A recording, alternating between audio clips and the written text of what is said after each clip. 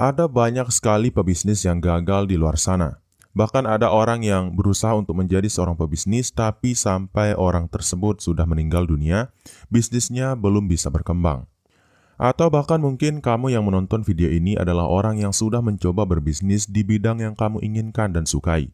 Tapi sayangnya sampai akhir bisnis yang kamu miliki selalu gagal total. Dan ternyata rahasia dari kesuksesan sebuah bisnis sekecil dan sebesar apapun bisnis tersebut adalah bagaimana bisnis itu mengelola keuangan. Karena tujuan dari berbisnis adalah mencari uang. Jadi kita harus bisa membuat anggaran keuangan yang detail. Karena bisa dikatakan bahwa uang adalah nyawa dari sebuah bisnis.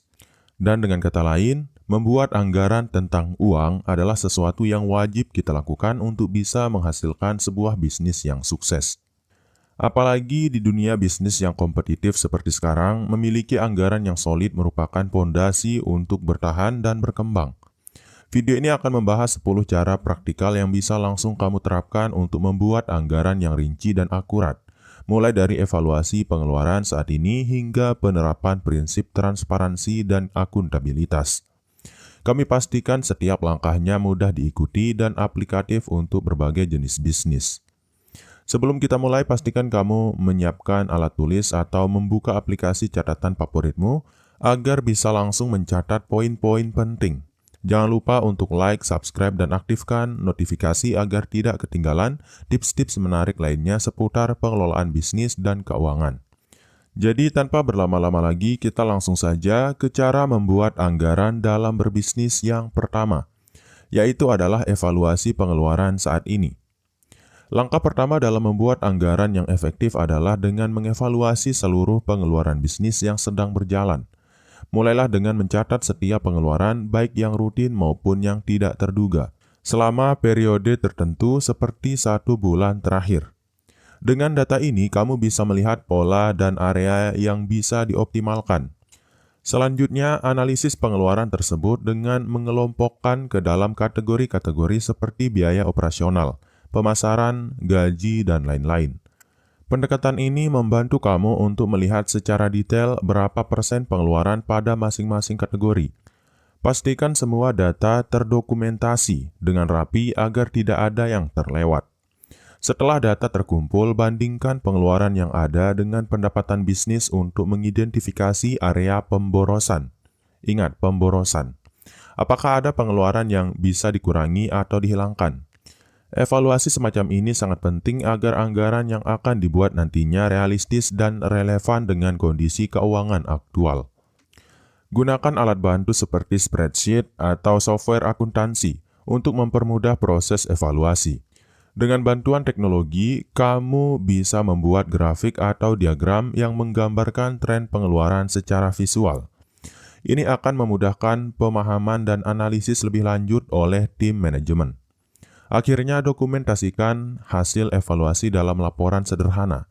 Laporan ini tidak hanya berfungsi sebagai acuan dalam membuat anggaran, tetapi juga sebagai dasar untuk menentukan langkah-langkah perbaikan ke depan. Ingat, transparansi data adalah kunci untuk menemukan solusi tepat dalam mengelola keuangan bisnis. Kemudian cara yang kedua adalah menentukan tujuan keuangan dan bisnis. Langkah kedua adalah menetapkan tujuan keuangan dan bisnis secara jelas. Tujuan ini harus spesifik, terukur, dapat dicapai, relevan, dan berbatas waktu atau yang disingkat dengan SMART dalam bahasa Inggrisnya. Dengan menetapkan target yang jelas, kamu dapat mengarahkan alokasi dana sesuai prioritas bisnis yang ingin dicapai. Mulailah dengan menetapkan tujuan jangka pendek dan jangka panjang. Misalnya, tujuan jangka pendek bisa berupa peningkatan penjualan bulanan sebesar 10%, sedangkan tujuan jangka panjang bisa berupa ekspansi pasar atau pembukaan cabang baru. Kedua jenis tujuan ini harus saling mendukung untuk mencapai pertumbuhan yang berkelanjutan. Selanjutnya, diskusikan tujuan keuangan ini dengan tim manajemen dan stakeholder lainnya. Partisipasi semua pihak dalam penetapan tujuan akan menciptakan rasa memiliki dan komitmen untuk mencapainya. Pastikan bahwa semua pihak memahami alasan di balik setiap target dan bagaimana pencapaiannya akan mempengaruhi keseluruhan bisnis. Setelah tujuan ditetapkan, buat rencana strategis untuk mencapainya. Rencana ini harus mencakup langkah-langkah praktis seperti strategi pemasaran, efisiensi operasional, dan penghematan biaya. Rencana strategis yang terstruktur akan membantu kamu memetakan langkah demi langkah agar anggaran yang disusun nanti mendukung pencapaian tujuan tersebut. Terakhir, selalu ukur dan evaluasi pencapaian tujuan keuangan secara berkala. Lakukan review setiap bulan atau kuartal untuk mengetahui sejauh mana kemajuan yang telah dicapai. Dengan evaluasi berkala, kamu dapat melakukan penyesuaian pada anggaran dan strategi sehingga tetap relevan dengan dinamika bisnis yang berjalan. Kemudian cara yang ketiga adalah buat proyeksi pendapatan dan pengeluaran. Setelah evaluasi dan penetapan tujuan, langkah selanjutnya adalah membuat proyeksi pendapatan dan pengeluaran bisnis. Proyeksi ini merupakan perkiraan yang realistis berdasarkan data historis dan tren pasar saat ini. Proyeksi yang baik akan membantu kamu merencanakan keuangan dengan lebih terstruktur. Mulailah dengan mengestimasi pendapatan yang akan datang. Gunakan data penjualan sebelumnya sebagai acuan, lalu sesuaikan dengan faktor-faktor eksternal seperti tren ekonomi, musim, dan kampanye pemasaran yang direncanakan. Pastikan proyeksi ini didasarkan pada analisis mendalam, bukan hanya asumsi semata. Selanjutnya, buatlah proyeksi pengeluaran yang mencakup semua aspek operasional bisnis, seperti biaya produksi, pemasaran, gaji karyawan, dan biaya operasional lainnya. Dengan mendetailkan setiap pengeluaran, kamu dapat mengantisipasi kebutuhan dana dan menghindari kekurangan anggaran di tengah jalan. Bandingkan proyeksi pendapatan dan pengeluaran untuk mendapatkan gambaran tentang arus kas bisnis. Jika pengeluaran melebihi pendapatan, kamu perlu melakukan penyesuaian seperti mengurangi biaya atau mencari sumber pendapatan tambahan. Proyeksi yang seimbang akan membantu menjaga kesehatan keuangan bisnis dalam jangka panjang. Dokumentasikan semua proyeksi dalam format yang mudah dipahami dan diakses oleh tim. Gunakan grafik dan tabel untuk memvisualisasikan data sehingga lebih mudah dipantau. Proyeksi ini juga dapat dijadikan dasar untuk melakukan revisi anggaran secara berkala sesuai dengan perkembangan bisnis. Kemudian cara yang keempat adalah identifikasi dan kelompokkan biaya. Langkah selanjutnya adalah mengidentifikasi dan mengelompokkan biaya-biaya yang terjadi dalam bisnis. Proses ini membantu kamu memahami komponen-komponen pengeluaran dan menentukan mana yang esensial serta mana yang bisa dioptimalkan. Pengelompokan biaya ini biasanya dibagi ke dalam beberapa kategori tetap dan variabel. Biaya tetap adalah pengeluaran yang tidak berubah dalam jangka pendek, seperti sewa, gaji karyawan, dan langganan layanan. Sedangkan biaya variabel adalah pengeluaran yang berubah-ubah sesuai dengan volume produksi atau penjualan, seperti bahan baku dan biaya distribusi. Pemahaman yang jelas mengenai perbedaan ini akan membantu dalam perencanaan anggaran. Selanjutnya, buatlah daftar lengkap setiap biaya yang ada dan tempatkan pada kategori yang sesuai. Gunakan tools seperti spreadsheet untuk mengelompokkan biaya dengan sistematis. Ini akan memudahkan kamu untuk melakukan analisis lebih lanjut dan mengidentifikasi area yang berpotensi penghematan. Analisis setiap kategori biaya secara mendalam untuk menentukan prioritas pengeluaran. Tanyakan pada diri sendiri, apakah setiap biaya ini memberikan nilai tambah bagi bisnis? Jika tidak, pertimbangkan untuk mengurangi atau menghilangkan pengeluaran tersebut. Pendekatan ini akan membantu dalam menyusun anggaran yang lebih efisien dan terfokus. Dokumentasikan hasil identifikasi dan pengelompokan biaya sebagai acuan untuk pembuatan anggaran. Data ini akan sangat berguna saat kamu harus melakukan penyesuaian di kemudian hari. Dengan pengelompokan biaya yang rapi, kamu dan juga tim akan lebih mudah memahami alokasi anggaran dan berkontribusi dalam upaya efisiensi biaya. Kemudian cara membuat anggaran dalam bisnis yang kelima adalah gunakan metode Zero-Based Budgeting. Zero-Based Budgeting atau ZBB adalah metode penganggaran yang mengharuskan kamu untuk membenarkan setiap pengeluaran dari nol setiap periode anggaran. Dengan metode ini, setiap pos biaya harus diperiksa dan dinilai kegunaannya, bukan hanya mengacu pada anggaran sebelumnya. Pendekatan ini memastikan tidak ada pengeluaran yang sia-sia. Mulailah dengan menyusun daftar semua aktivitas dan program yang ada di bisnis. Untuk setiap aktivitas, tentukan tujuan dan manfaat yang akan didapatkan. Langkah ini penting untuk memastikan bahwa setiap pengeluaran benar-benar mendukung tujuan strategis bisnis. Selanjutnya, evaluasi setiap aktivitas berdasarkan prioritas dan dampaknya terhadap bisnis. Berikan justifikasi untuk setiap pengeluaran yang diusulkan. Jika suatu aktivitas tidak memberikan kontribusi yang signifikan, pertimbangkan untuk mengurangi atau menghapusnya dari anggaran. Implementasikan ZBB dengan melibatkan tim dari berbagai departemen. Diskusi lintas fungsi akan memberikan perspektif yang lebih luas mengenai kebutuhan dan efektivitas setiap pengeluaran. Hal ini membantu menciptakan anggaran yang transparan dan akuntabel. Kemudian yang terakhir, tinjau kembali anggaran yang telah disusun dengan metode ZBB secara berkala. Lakukan evaluasi untuk memastikan bahwa setiap pengeluaran masih relevan dengan kondisi bisnis saat ini. Dengan pendekatan ini, kamu akan mendapatkan anggaran yang benar-benar efisien dan tepat sasaran. Kemudian cara yang keenam adalah libatkan tim dan stakeholder. Mengelola anggaran bukanlah tugas yang bisa dilakukan sendirian. Melibatkan tim dan stakeholder dalam proses penyusunan anggaran sangat penting agar semua perspektif dan kebutuhan dapat terpenuhi. Pendekatan kolaboratif ini juga meningkatkan komitmen dalam pencapaian target keuangan. Mulailah dengan mengadakan pertemuan rutin untuk membahas kondisi keuangan dan rencana anggaran. Libatkan departemen terkait seperti pemasaran, operasional, dan keuangan. Dengan melibatkan berbagai pihak, kamu bisa mendapatkan gambaran yang lebih komprehensif mengenai kebutuhan anggaran di masing-masing divisi. Selanjutnya, minta masukan dari setiap anggota tim mengenai pengeluaran yang dirasa perlu atau bisa dioptimalkan. Diskusi terbuka ini akan membuka peluang untuk ide-ide baru dan solusi inovatif dalam mengelola biaya. Pastikan semua pendapat didengar dan dipertimbangkan secara objektif. Dokumentasikan semua saran dan rekomendasi yang diberikan selama pertemuan. Data ini nantinya akan menjadi bahan pertimbangan dalam finalisasi anggaran. Transparansi dan komunikasi yang baik di antara tim juga akan memperkuat rasa memiliki dan tanggung jawab bersama terhadap hasil anggaran yang disusun. Akhirnya, tetapkan mekanisme evaluasi bersama untuk meninjau implementasi anggaran secara berkala. Dengan melibatkan stakeholder dalam proses monitoring, kamu dapat dengan cepat mengidentifikasi masalah dan melakukan penyesuaian yang diperlukan. Pendekatan ini memastikan bahwa anggaran tetap relevan dan adaptif terhadap perubahan kondisi bisnis. Kemudian cara yang ketujuh adalah gunakan software atau alat manajemen keuangan.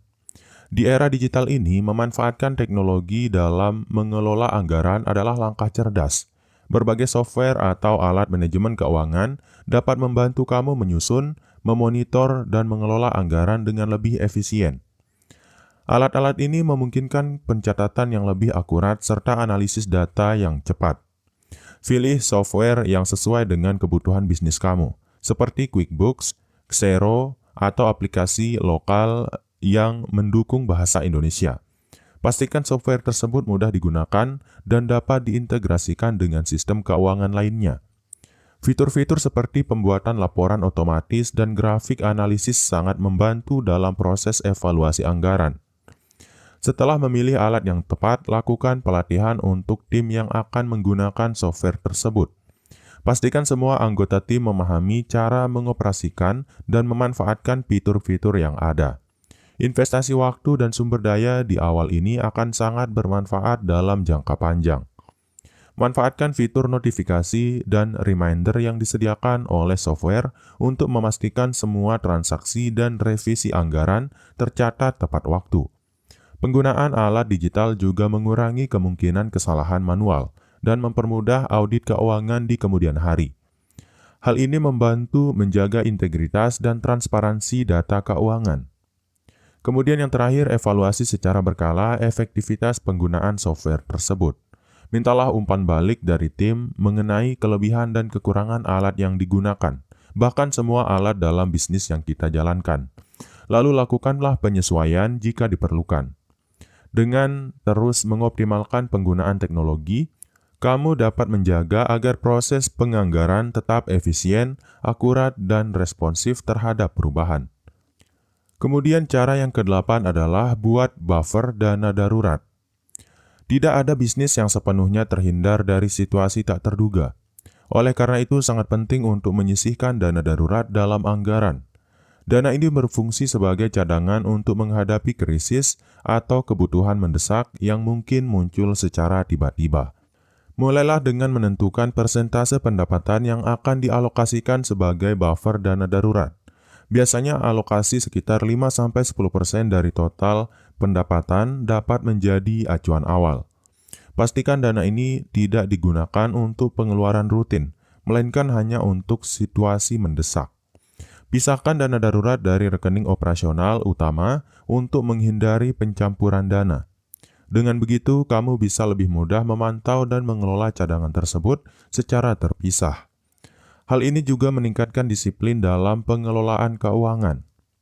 Lakukan peninjauan secara berkala terhadap jumlah dana darurat yang tersedia.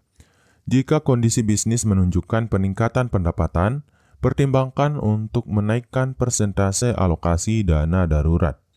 Sebaliknya, jika terjadi penurunan, evaluasi kembali kebutuhan cadangan agar tetap memadai.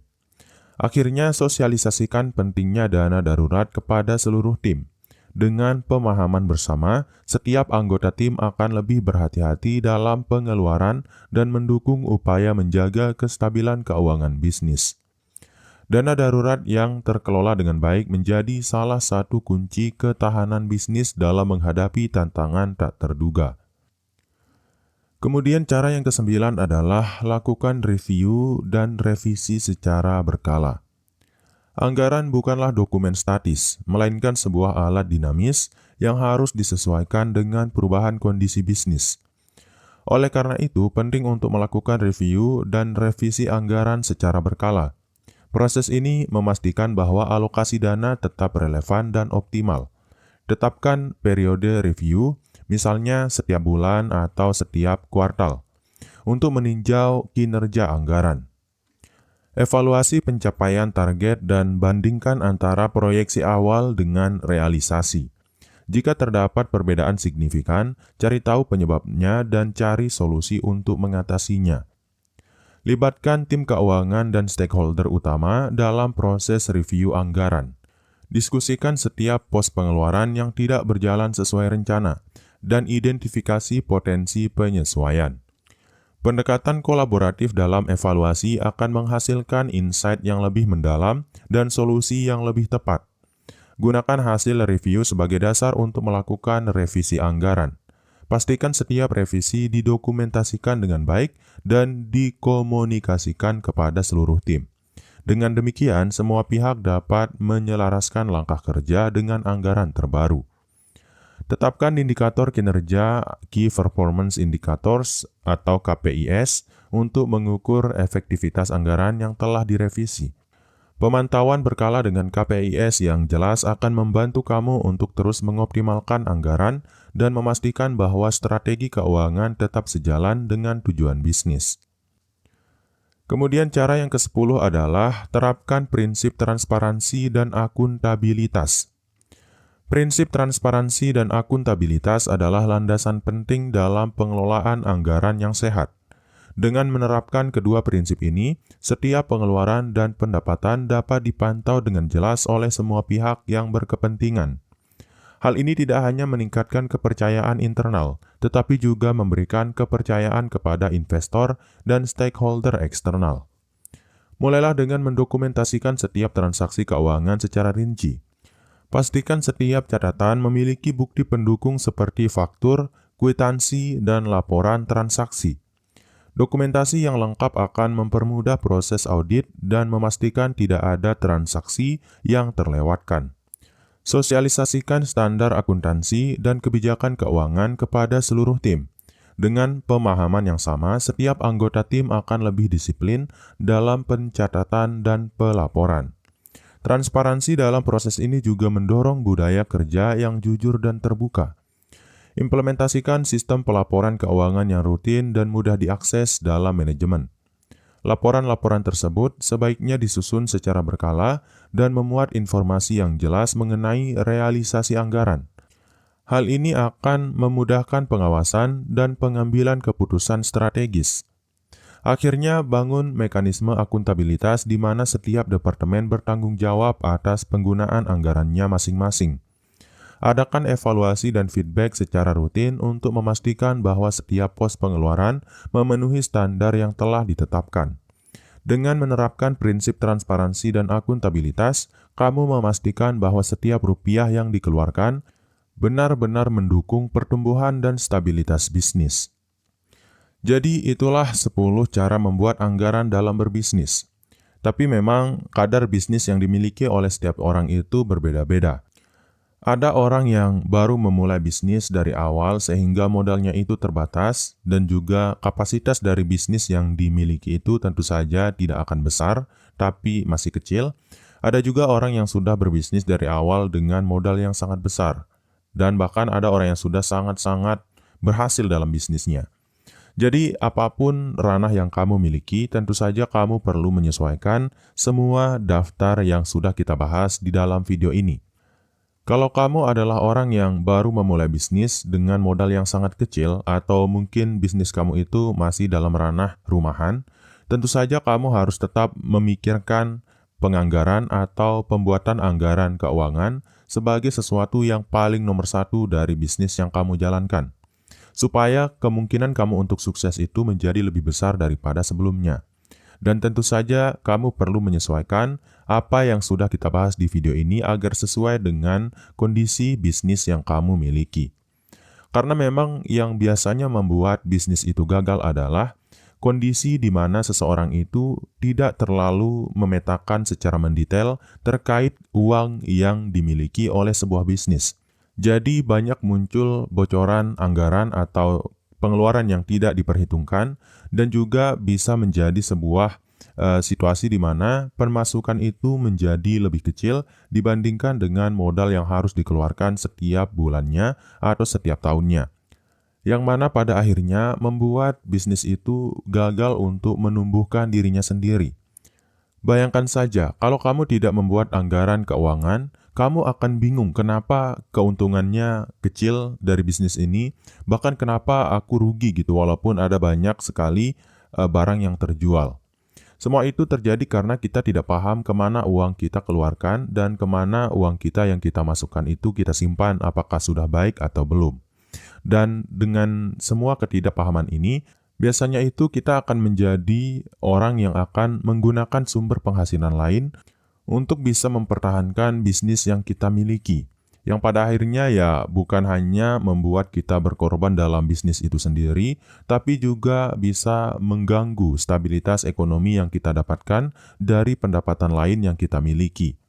Maka dari itu, esensi dan jiwa dari sebuah bisnis itu tetaplah merupakan pencatatan keuangan atau pembuatan anggaran keuangan. Karena semakin kita paham kemana uang kita keluarkan secara detail dan kemana uang kita simpan, bisnis yang kita miliki akan menjadi jauh lebih stabil dari yang sebelumnya. Karena kita akan paham apa yang harus kita lakukan jika terjadi suatu masalah, karena kita sudah paham uang yang kita miliki berapa yang harus kita keluarkan, dan berapa yang harus kita sisakan untuk kebutuhan-kebutuhan yang tidak terduga.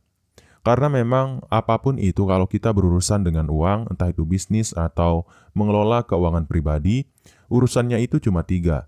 Pertama itu adalah bagaimana kita mendapatkan uang atau mencari uang lebih banyak. Kemudian yang kedua adalah bagaimana kita menyimpan uang dengan lebih baik. Dan yang ketiga adalah bagaimana kita mengeluarkan uang dengan lebih bijaksana. Jadi mungkin itu dulu untuk video kali ini. Sekian, wassalam.